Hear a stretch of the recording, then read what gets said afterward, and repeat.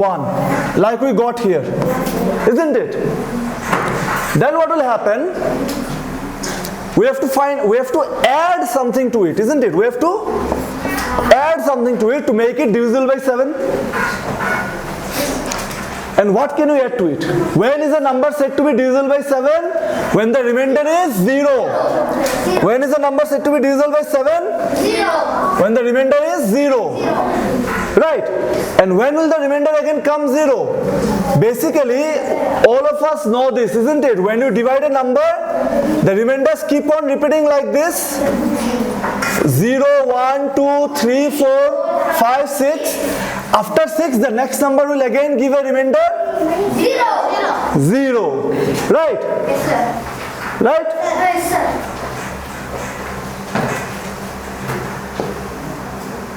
So, when will you get the next number which is divisible by 7? When it will give a remainder 0? Which will come after this 6? 0. Which will come here after the 6?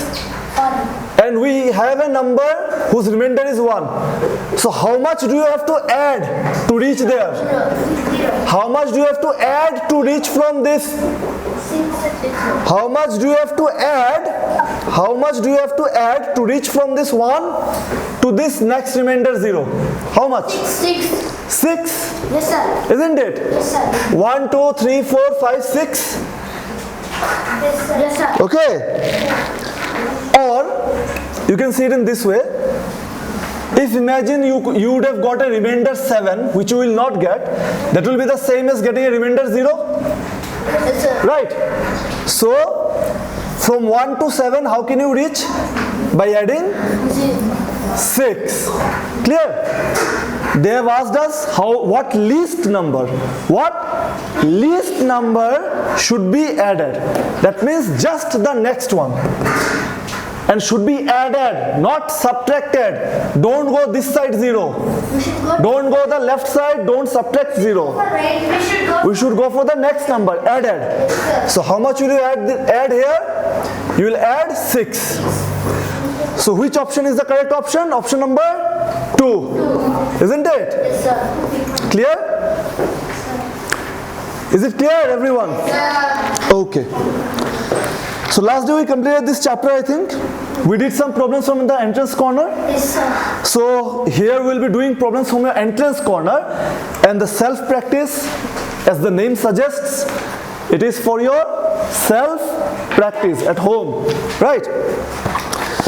Okay, at the end of the class we'll be giving 15 minutes. We'll be having 15 minutes. You can ask me whatever doubt you may have regarding that.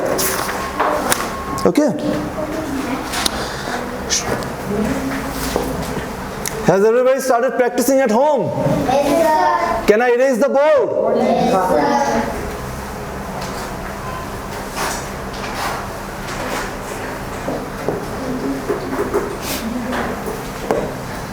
sir. Just a second.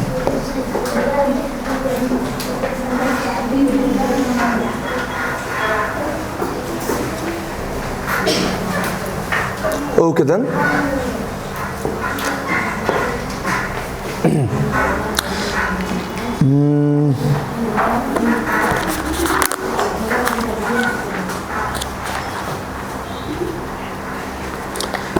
Should we do another question from this chapter, or should we move into the next chapter? Next chapter. Huh? Next chapter?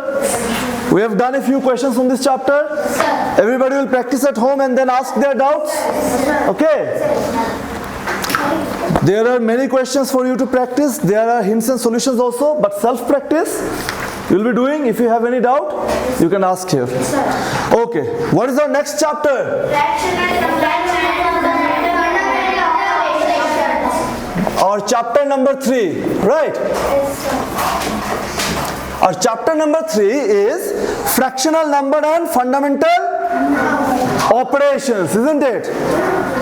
And fundamental operations. For example, let us see. Suppose, who here loves to eat pizza? Everyone, isn't it?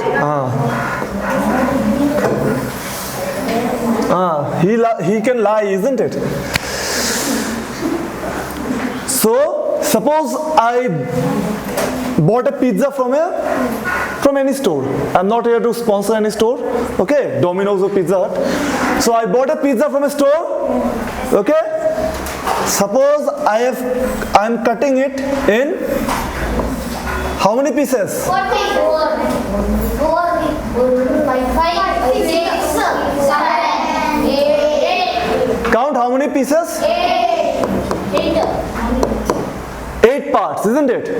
So basically I have made it 8 parts. Now out of these 8 pieces of this pizza, out of the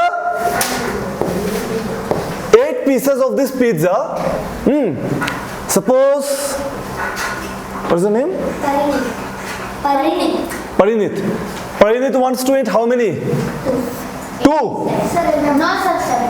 Fine, we'll give him 2. Sit down. I'm not giving you the real pizza. Okay, it is not a real pizza. You're standing up. Sit down. So Parinit wants to eat 2 pieces, right? So out of 8 pieces, Parinit ate how many? 2 pieces. So basically he ate 2/8 of the pizza, isn't it?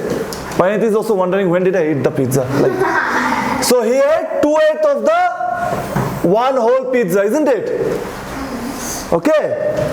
So this is basically what? We'll say this is a part of the pizza. How much part? If you divide the pizza in 8 parts, Parinit ate 2 of those parts. Parinit ate 2/8 part of the whole pizza. Parinit ate how much part of the pizza? 2/8. Okay. Then Gagan wants how many? 5. No, I'll give him only 1 part. So he will eat 1 part of the pizza. So he will eat how much of the pizza? 1/8. Then what's your name? Hema. Hema eats suppose 3 parts. So she eats how much of the pizza? 3/8. Out of 8 parts, she ate 3 parts, isn't it? So this is basically what we call a fraction. What is the meaning of fraction? It means a part. It means a part of some, part of a whole, isn't it? Part of something. So she ate 3 out of 8 pizzas. How many pieces are done? 3, 1, 4, 2. 6 pieces are done. Remaining 2 pieces. Remaining 2 pieces will give to Mohan Bhaiya, isn't it? Want to give to Mohan Bhaiya? Yeah, so he will eat remaining 2 pieces. 2 out of 8. Okay, all the pieces are over. Finish. Now, if you add all these parts, add all these parts, 2/8 plus 2/8 plus 1/8 plus 3/8. 8/8. Everybody knows how to add fractions? The denominator are same here, 8. Add the numerator, 2 plus 2 plus 1 plus 3. 8/8. And 8/8 is actually equal to 1, isn't it? It makes the whole pizza 1. Okay. So that is basically the idea of what we call a fraction. It is a part of whole. Right? Okay. Now there are many types of fractions, isn't it? In a fraction, suppose this is a fraction 1/8. Here, this below part is called what? Denominator, isn't it? And the top part is called numerator, isn't it? We have numerator and denominator. Okay. Now let us look at the different types of fractions, okay? Let us look at the different types of fractions.